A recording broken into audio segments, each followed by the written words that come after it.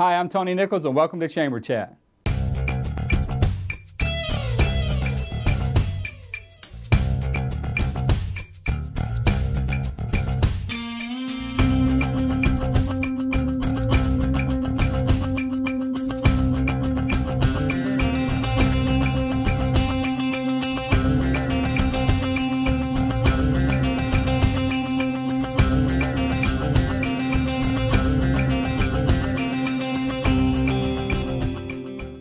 Hi, and welcome to this edition of Chamber Chat, a program put together by the Salisbury Area Chamber of Commerce to keep you informed on what's going on in your community and in your chamber.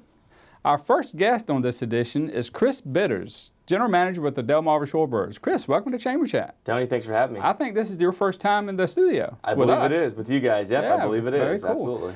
Well, I know, I've been on the shore 12 years, and I remember, I can't remember exactly when, but I remember when you got here. How long have you been on the shore and with the Shorebirds? Yeah, I've just completed my 10th season with the Shorebirds, so obviously 2017 is exciting. I'll be entering my 11th year. And Time flies. Absolutely, when you're having fun, for sure. Well, one thing I did notice, as soon as you got to town, as soon as, it was a big announcement, it was in the paper, the new general manager for the Shorebirds, as soon as you showed up on the scene, I began to see you in the community. Is that by design? It's kind of by design, but it's also by who I am and Sure. who our ownership group is and what we believe our role is in the community. So it's by design in those ways, but also, I live here. My kids go to school here, and so I want to be actively engaged, not only because of the Shorebirds, but because of my lifestyle. Sure. Okay, so I happen to have some inside baseball about what's going on at the stadium.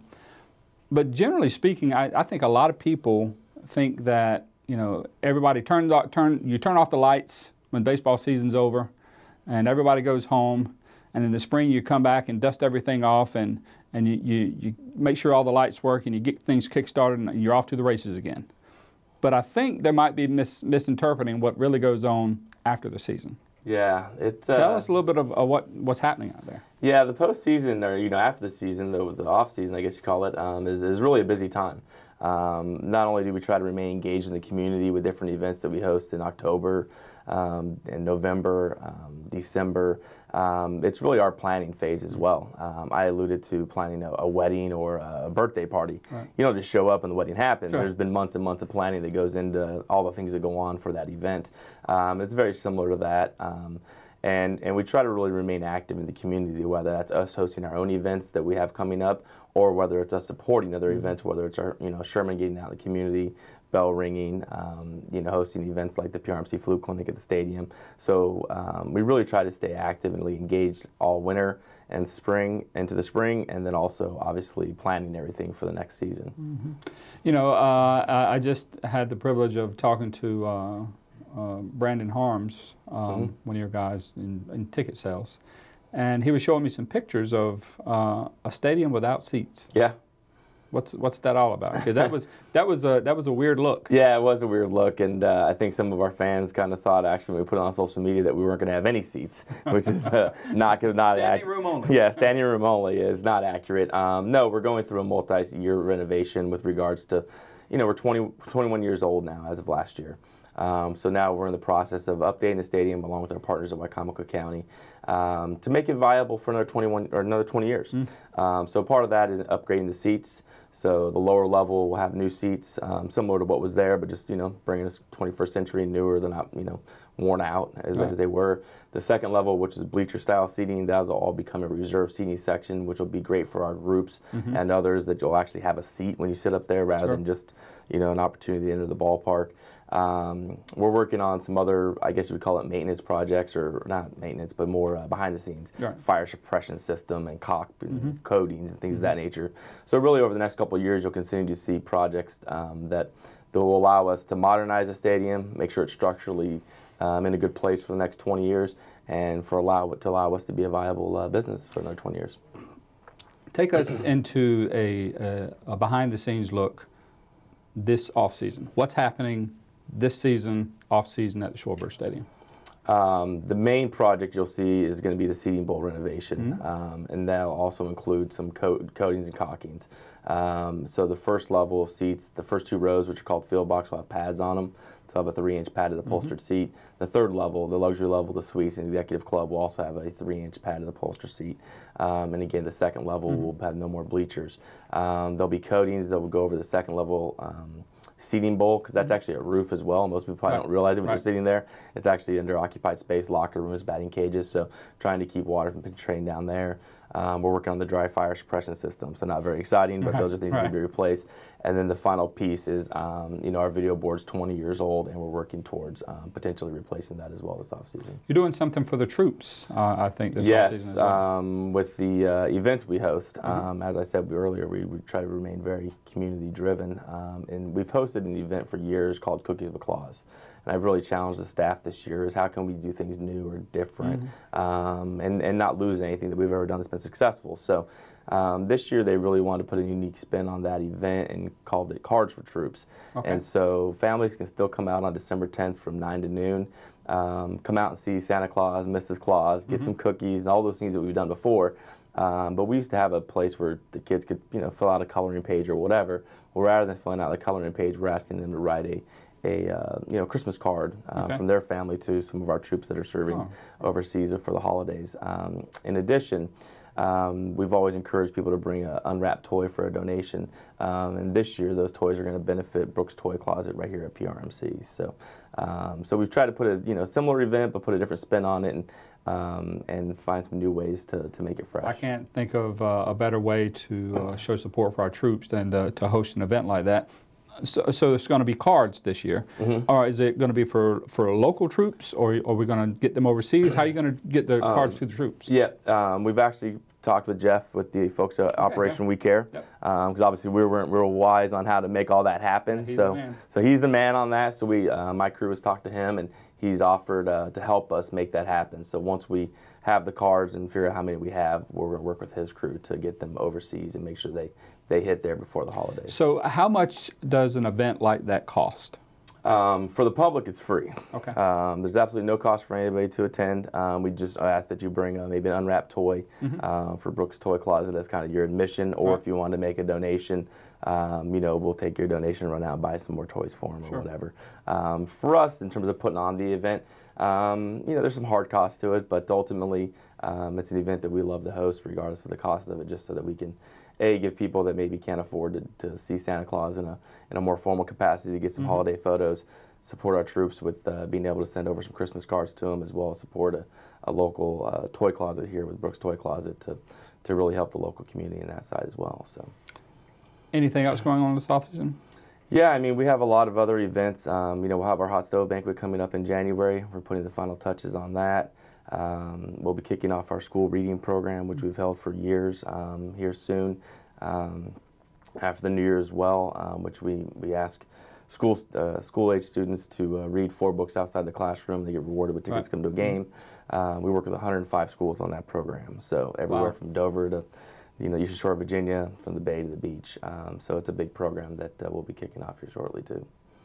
Well, Chris, we want to thank you for coming in, Chamber Chat. I can't believe it's taken us this long to get you in here. Well, I'm glad to be here. Glad you had us, and we really appreciate the opportunity. Chris Bitters, Delmarva Shorebirds, thanks for coming in. Thank you.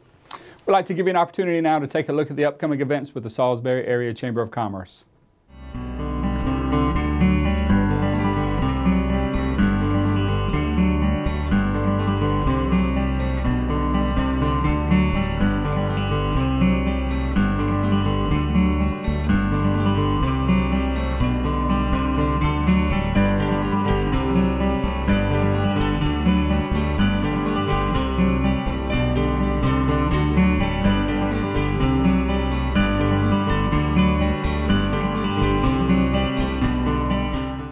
Welcome back to Chamber Chat right here on PAC 14.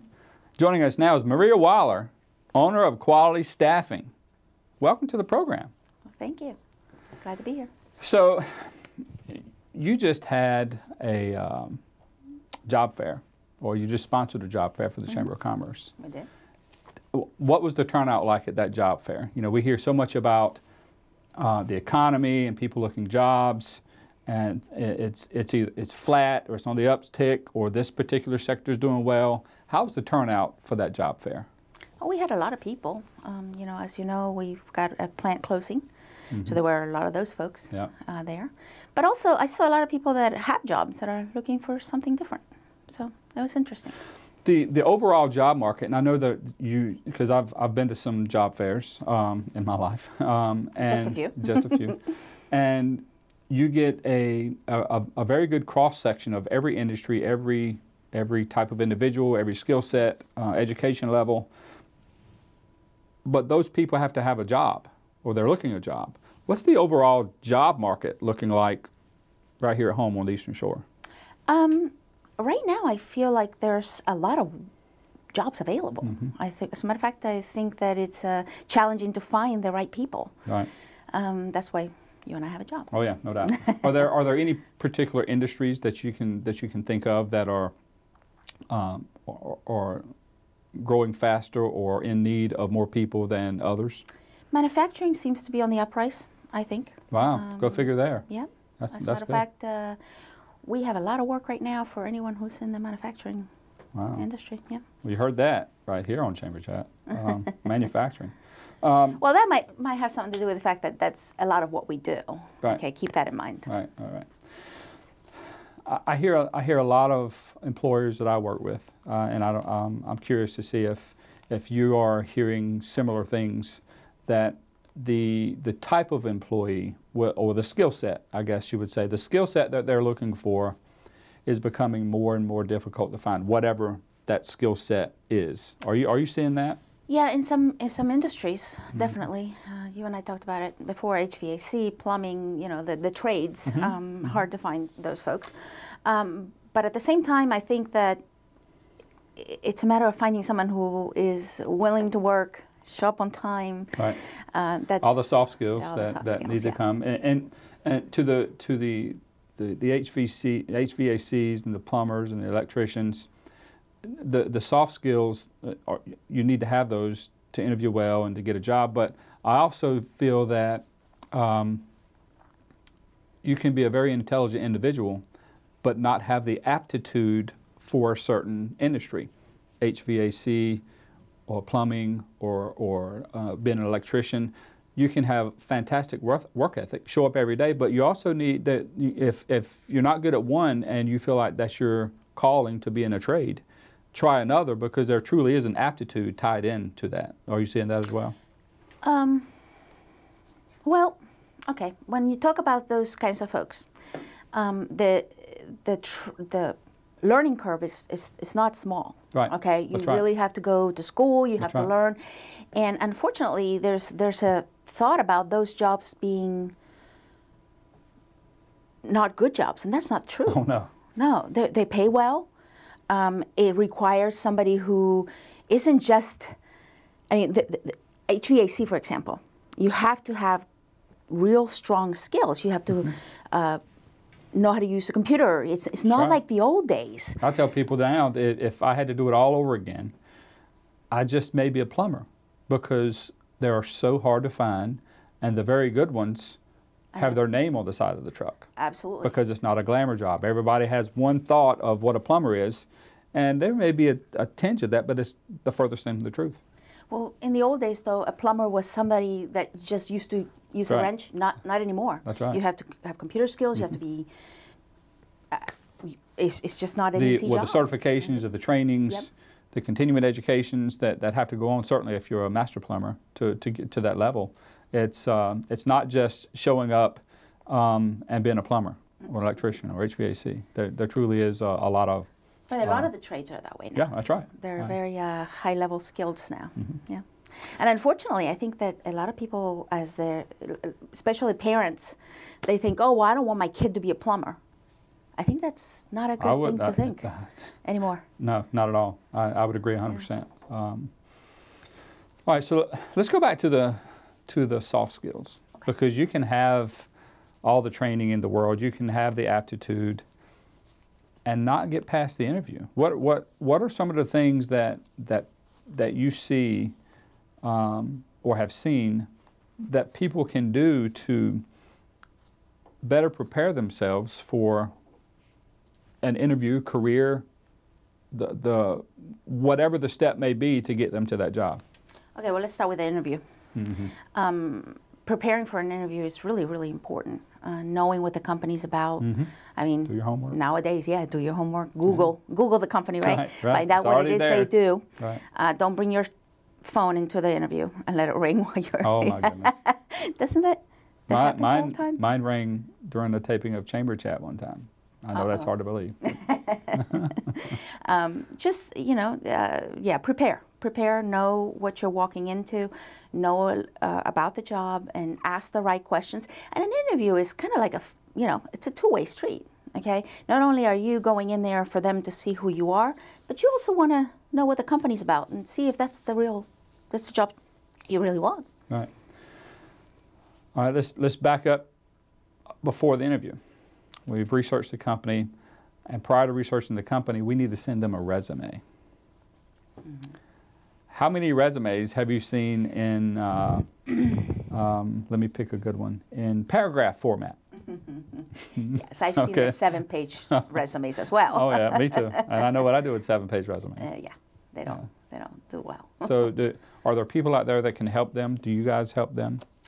No, well, we do kind of in an informal way. Right, sure. If somebody comes in Just not and their structured, resume. right. Mm-hmm. I've seen people who are extremely smart, extremely professional, have great careers, and their resumes look like They're not. they're not. Mm-hmm. So it's very important because that's the first thing that people see. And interesting enough, I think people don't realize that the Human Resources Department, who actually looks at those resumes, is looking for keywords. So you need to have a resume that's almost something that you create every time. Tailored to it? Yeah, tailored to whatever job that you're looking for, and make sure that the keywords are there. No typos. They call me the resume Nazi in my office because I can't, like you look at a resume. There are certain it's like, things that you just don't do. Right. Yeah. No, but that's like kind of like your calling card, if you Sure will. it is. Yeah. Yeah, I agree 100%. So take the time to and don't have someone else look at it. Always have someone else look at it. I tell people have someone that's a friend that you trust that can say anything to you at all. Like, this is really terrible. Right, exactly, right. Dude, Yes. you need to take this and start over. Start over. How about appearance in the interview? Absolutely, absolutely. You want to portray yourself in a professional way, no matter what job you're going for, because that's in about the first couple minutes, people size you up. Everybody, yeah, and you were nice. I'd say people judge you. you clean it up, and I don't think you can ever overdress, regardless what it is. Now it's okay to dress for your position, in my opinion, but you can never overdress. No. I've had people coming in for laboring or trade type positions dressed in a suit. Absolutely okay by me. I don't think you can overdress. No. Yeah, it says something about the seriousness that you bring to the interview. Yep, first impressions. All right, number one piece of advice for someone who's looking for a job. For someone who's looking for a job. Network. I mean, a lot of times the jobs that are out there are not, they're not advertised. It's who you know. Make sure you talk to the people that are near you, your friends, your family, your church, your staffing agencies, college advisors, professors. They know they know where the jobs are. Yeah. Maria, I know how much you love doing stuff like this. So I really do appreciate you coming on Chamber Chat and sharing some tips with us. And I think we'll be seeing you at the upcoming economic forecast as well with the Chamber. Yep. Thanks for being on Chamber Chat. Thank you. We'd like to give you another opportunity now to take a look at the upcoming events with the Salisbury Area Chamber of Commerce.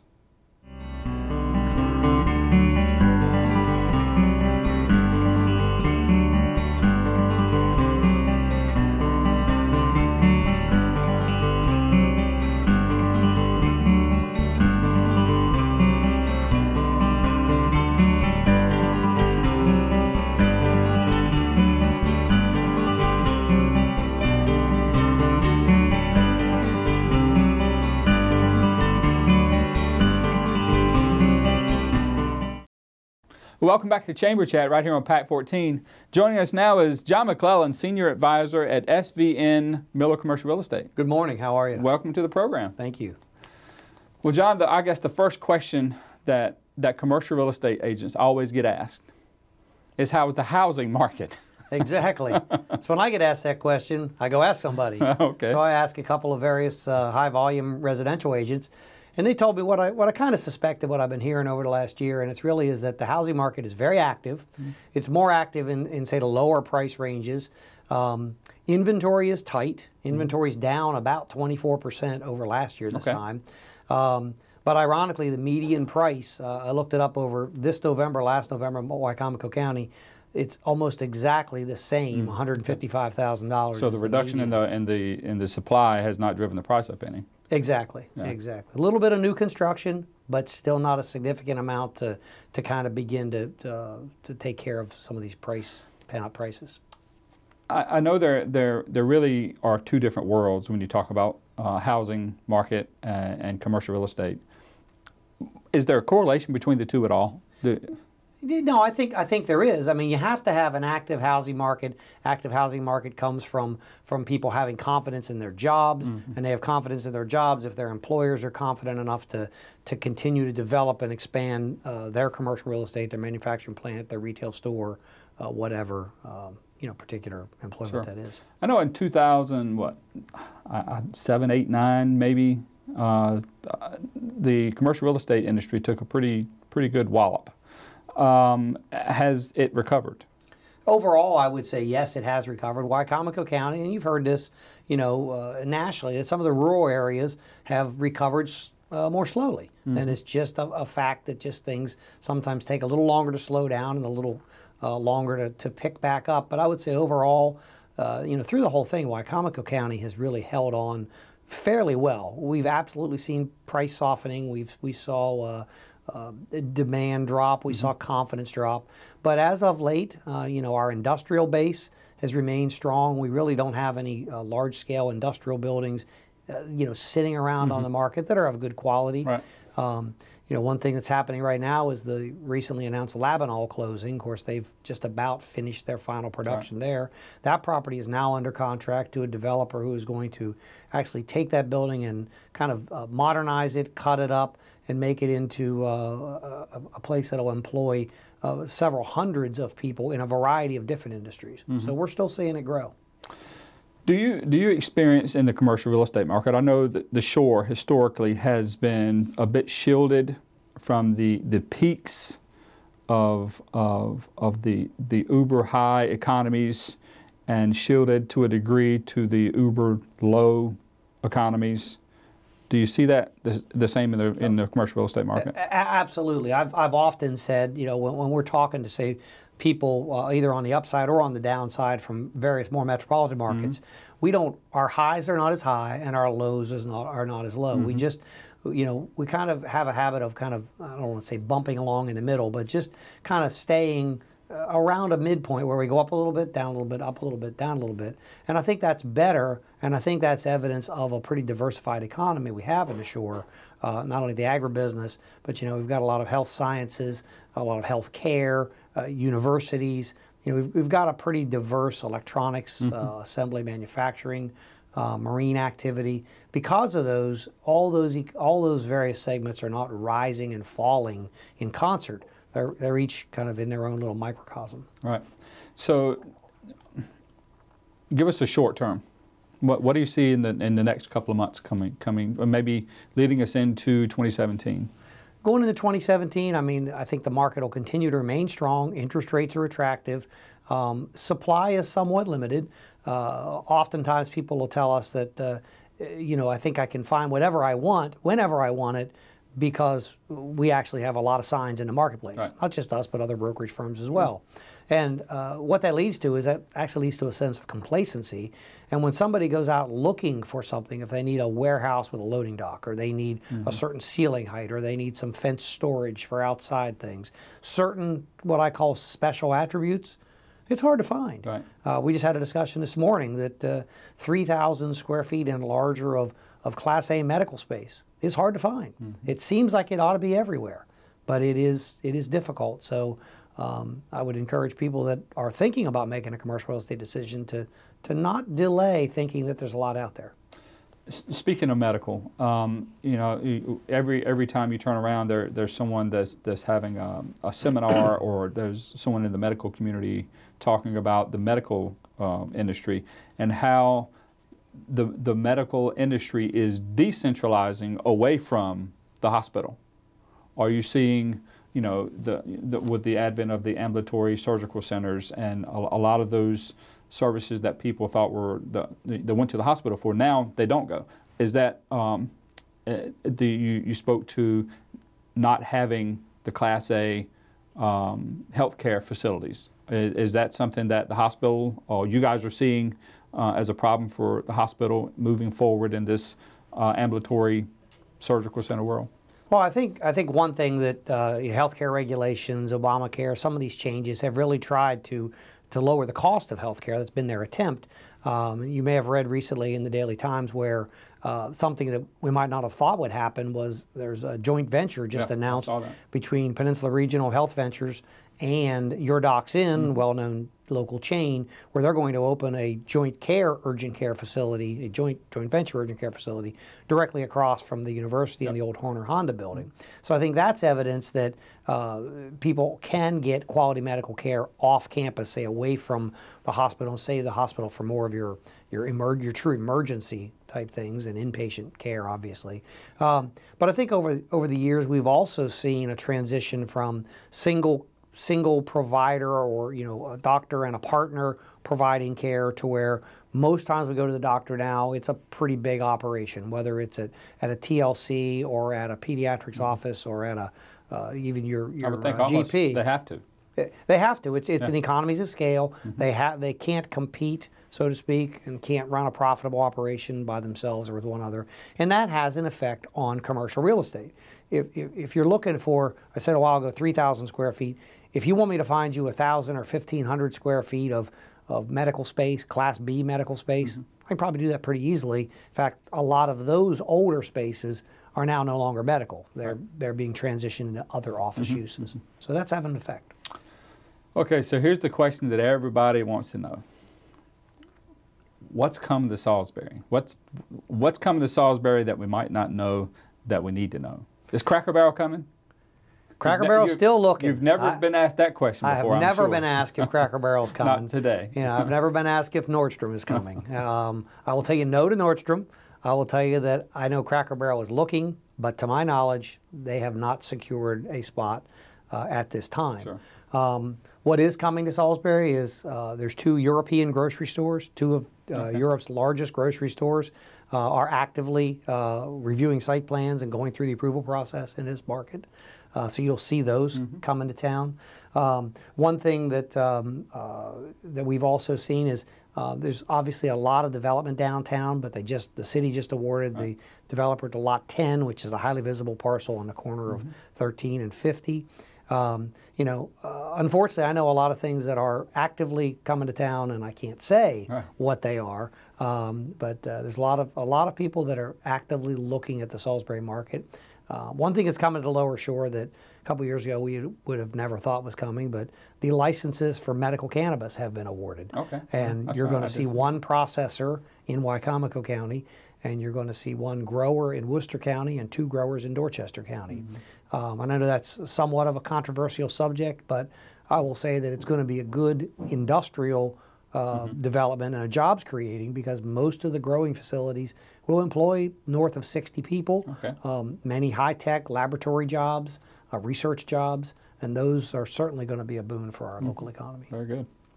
Well, any parting words for those people looking for commercial real estate in the marketplace right now? Well, one development I did forget to mention, one tenant that's near and dear to a guy like yourself from Central North Carolina. It's almost a holy institution known as Krispy Kreme has purchased a property on North Salisbury Boulevard. I've been trying to bring culture to this place for 12 years. So Tony will have the hot light on very soon on North Salisbury.